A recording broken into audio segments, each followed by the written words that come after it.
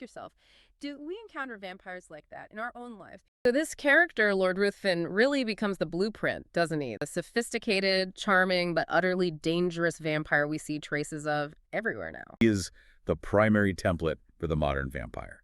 That mix of aristocratic glamour, seductive charm, and deep-seated malice.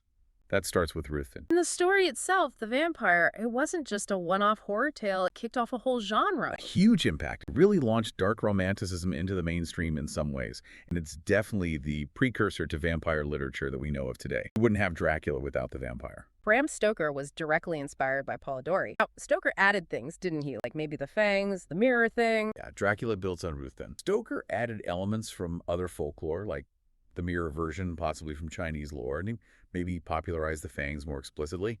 But that core concept, the aristocratic, seductive predator, that comes straight from Polidori's Ruthven. Interestingly, the whole sunlight kills vampires thing, that came even later, mostly popularized by films like Nosferatu. So Polidori's creation, this emblem of the modern soul, has had incredible staying power.